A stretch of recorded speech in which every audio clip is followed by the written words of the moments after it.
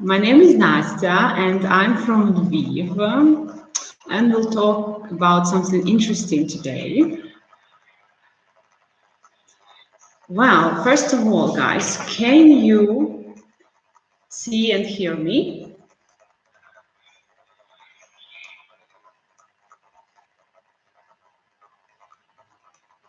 Are you there?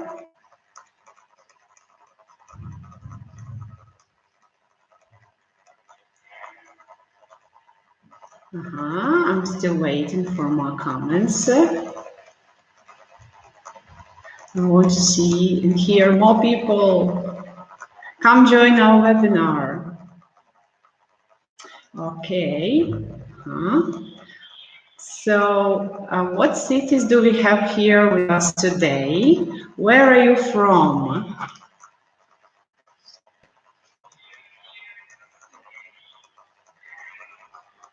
Please write your comments in the comments chat.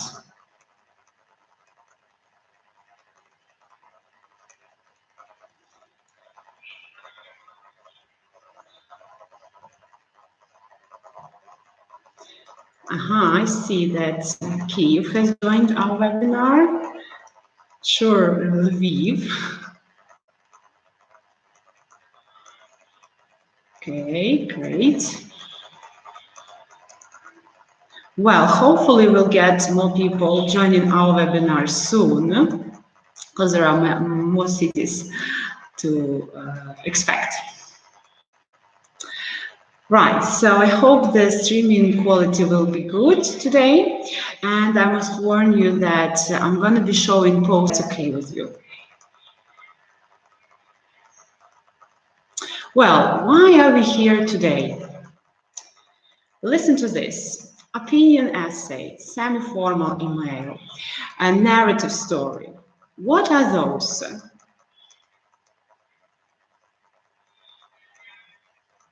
Can you write your comments, please? Those guys.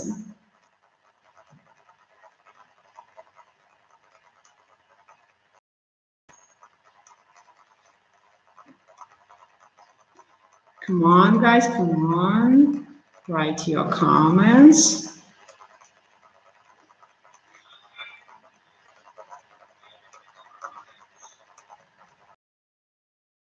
those are the examples of the writing assignments that we are dealing with every semester with our students.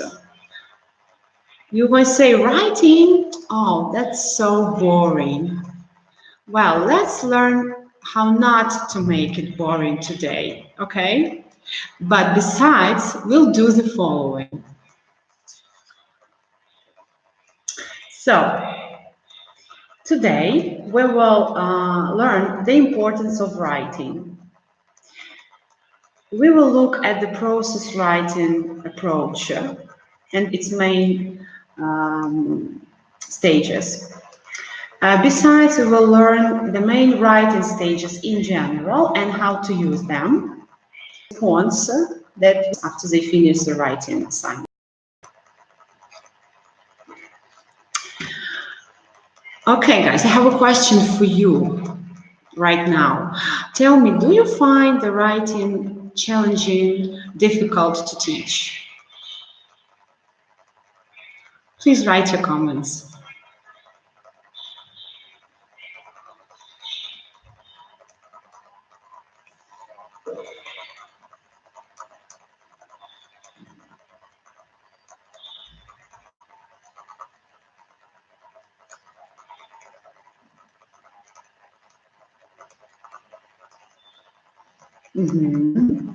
I see some of you think it's quite difficult and challenging. So most of you agree that that's not an easy task to do. But I hope that you will all agree that it's a necessary skill to. So why is it important to teach writing? Why is it important to teach writing? So this skill can be opportunities in the world. Writing is not as spontaneous as speaking, and therefore it gives you some thinking time. For students, for shy students, writing can be a lifesaver. And they don't need to worry so much because they still have time to prepare what to write. The same goes for making presentations, for example, because still at home you have to prepare what you're going to say. You have to write it actually, what you're going to say. Nowadays, everyone sends emails and writes letters. It doesn't matter if you're a student or an employed. You still do it, and you have to know how to do it. Facebook or Instagram. So you have to know how to write comments, blog posts, to chat, like you're doing right now. Social media plays a huge role nowadays in our students' lives. All right, guys, next thing we're going to talk today is the process writing approach. Me and my fellow teachers, we use this approach a lot, and we prefer it while teaching writing. So what's the basis of this approach? First of all, we have, of course, the model text, but it is not used entirely as an example. We just use it to compare students' ideas with ideas in the text. Every writing process begins with generating ideas. And this is an essential part of the writing process approach. Here we have in this approach 2 drafts, but can be more. At least 1 draft is done in the classroom to make it easier for your students to finish the writing assignment at home. And an essential part of this approach is a lot of collaborative activities. So you are not left alone with a blank page. What kind of collaborative activities we'll learn later. Here is a life hack for you guys. Every writing assignment can be approached using some set stages. And I guarantee you, if you use them, your students will complete your writing assignment successfully. So let's talk about those stages in general first. Have a look. Ideas, evaluating and choosing the best ideas. Then we move on to get a peer feedback, and you need to revisit your writing assignment. Then goes the finals. Now let's discuss all of them in details. So we'll start with a very important stage, which is pre-writing and generating ideas. Well, we will get a lot of ideas, and after that, we need to choose the best ones. Yeah, not to use all of them at once. Well, I'll talk about 4 types of generating ideas just for the sake of time.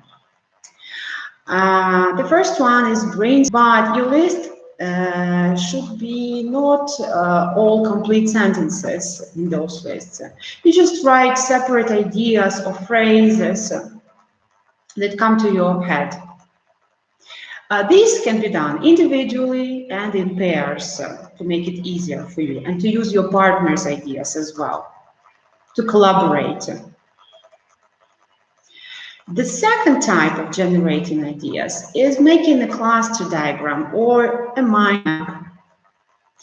Basically, these are ideas the best way for you. Because what you do here is in the middle, you write the keyword from your writing assignment. And around, you write your ideas, but they are all structured, in the form of a circle or a square. Well, you choose ideas that you write. The third way of generating ideas is free writing or speed writing. Well, I've used this way a lot with my students. At the beginning, they can be quite puzzled for your task. What are you going to write? How? Where? So what do you do here? You need to take a piece of paper, blank piece of paper, and just write non-stop everything you can. Even if you don't know what to write, you're writing, okay, guys, I don't know what to write, but I need to write it because my teacher told me. Limited by the teacher, you give some time limit. Why is it good? How can it help you? As you are not concentrated on general ideas about anything you can, yeah, but on the given topic, rescue you. Yeah. You turn off your mind, and your subconscious helps you in a way to do it. You can get some fresh, new ideas in this way. The first way of generating new ideas is called researching. What should you do here? Well, here you can use different literature to find some information you need for your writing. You can Google some information online. And what I like most of all is using friends or group mates or family members to help you get some ideas. What you have to do is interview them and write down, of course, their answers, and then use it. It's very nice for different types of reports especially, but not necessarily reports only. Ideas. Can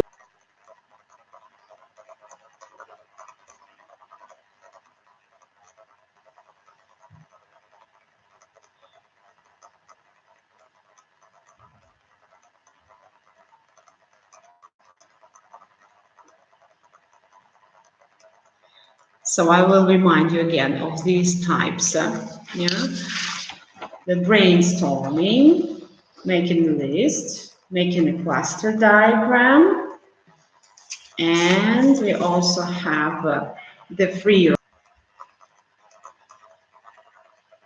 So which way you haven't?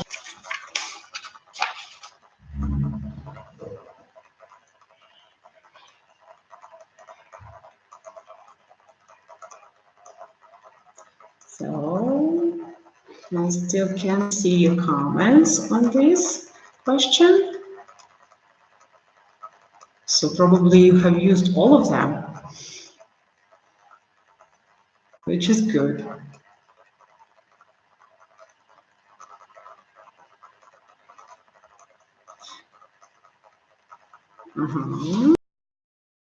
Speed. The first one, which was making this technique, is quite popular with my students because we use this a lot, not only for writing process, but also for different types of lead-ins on the topic. So you give them the keyword and they have to brainstorm all the ideas that come to their head, but it's very limited, like 1 minute to brainstorm. Well, okay, moving on to the next stage of our webinar. So, ideas from, and it provides some kind of context. So why not use it? Looking at the model text is very useful for writing different business letters or correspondence. Why? Because students notice the structure of the letter, the layout. Probably they see the grammar structures, the layout. So it increases the chances of students' successful completion of the writing assignment, in my opinion. So you can use the model text with your students. Yeah, the first draft, but not necessarily the last one. Well, as you see, the first draft can be as rough, as raw as you can. Why? Because you can redraft it anytime. I prefer writing not one, but 2 or 3 drafts. Just make anything you can not to make the first draft your final draft. Do anything you want to avoid it. And here are some ideas of not to make your first draft the final draft. So, first of all, don't start from the beginning, from the first sentence. As most experienced writers say, it's the most difficult, the hardest place to start. So what they advise is to start from the middle or even from the end. Draft with your partner. And the first draft should be done in the classroom. The last thing of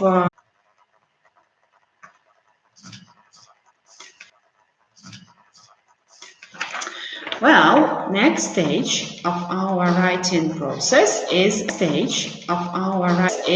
peer feedback for not so experienced as teachers. Why is it hard? Because you have to distance from your own writing process, distance yourself. You have to decide you have to put aside about fresh view, and it can be hard. So the solution to this is to find mistakes and fix them. Now, I'm not talking about the mistakes like punctuation, or grammar, or vocabulary. Here, you have to think mistakes like punctuation, or grammar, or vocabulary. Here, you have to think about what paragraphs or what ideas you have to add or move or cut out from your writing.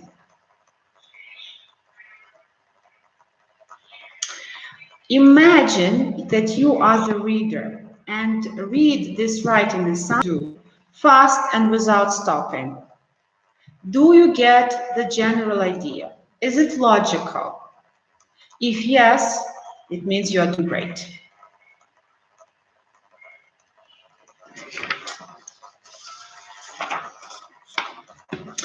Guys, before writing the draft, we have to proofread it or we have to edit it. So the editing process is a process where you work on such type of punctuation and vocabulary. When you read your draft for the second time, you have to see the structure of the sentences. Your grammar should be correct. Your spelling should be effective, and your punctuation should be consistent. If you're going to send this writing piece somewhere using an email, you have to check the formatting.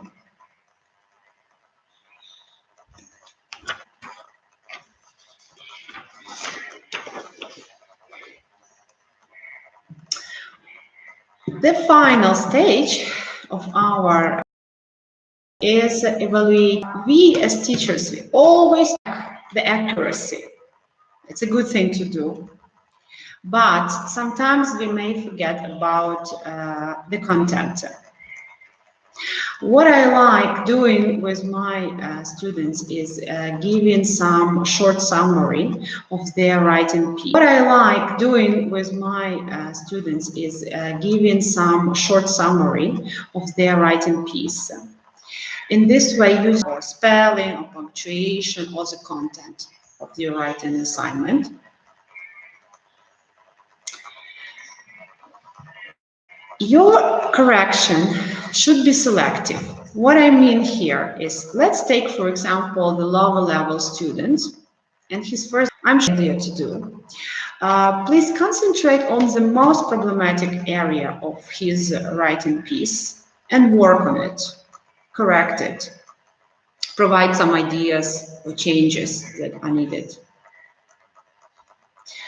If you're talking about higher level students, correcting everything is not a good idea as well. What you have to do is to underline the mistakes and let students decide how to correct them. But you can make it easier with using correction symbols. Correction symbols look like this. For word order and so on and so forth. So using these symbols lets students know what type of mistakes they made, and it's easier for them to correct it.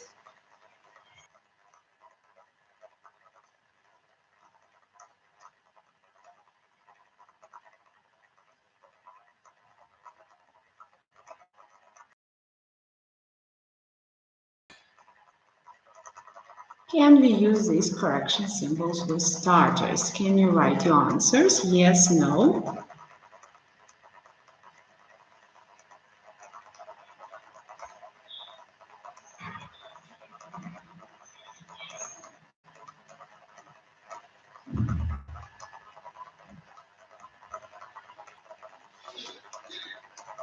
The students who are not so experienced in English. Experienced in English.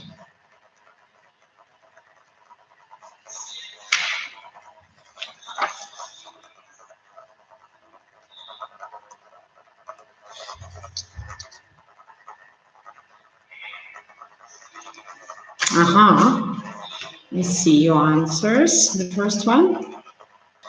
Well, you may introduce some of these symbols, maybe just 3 or 4 types to your students, but generally don't overuse them. It's vice versa for the higher level students. You're welcome to use them and see how your students recognize those mistakes. Okay, guys, some bonus from me today about the style of the writing assignment you are giving to your students.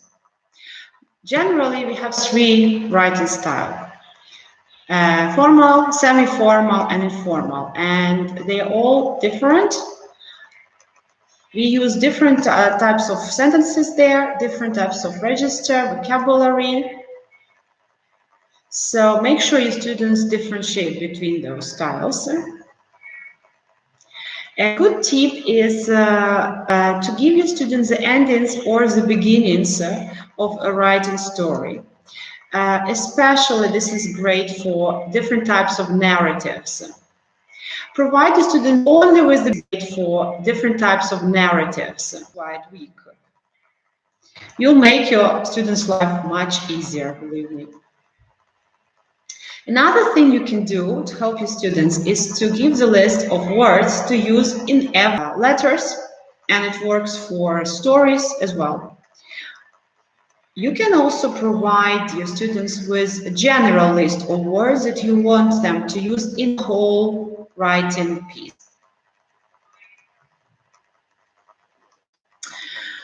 So,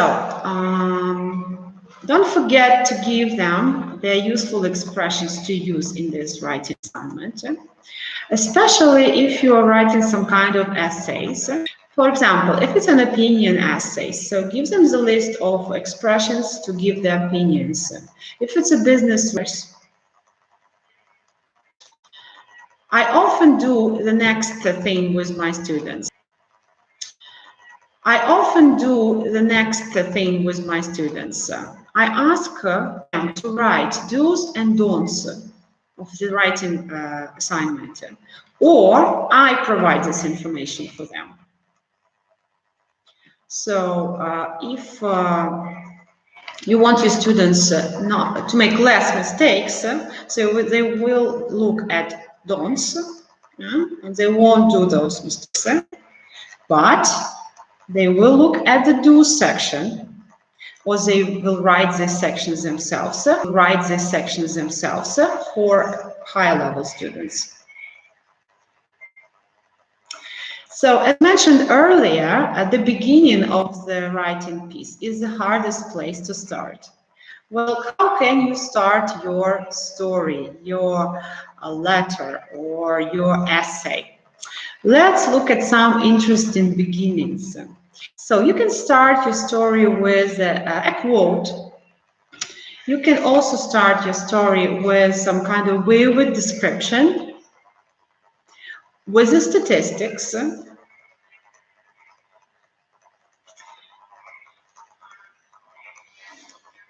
and you see so many options to start, yeah, and quite interesting ones.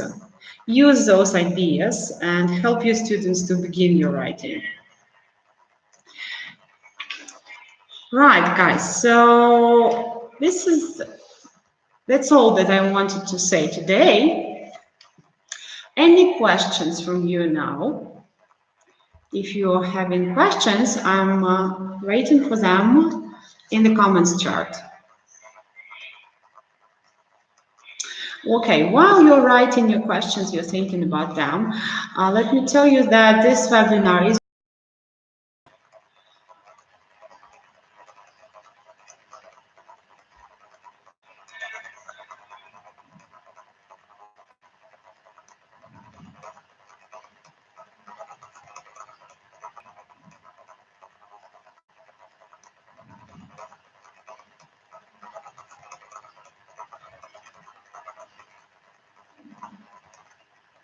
so I don't see any questions so far. Thank you for being here with me today. Right, so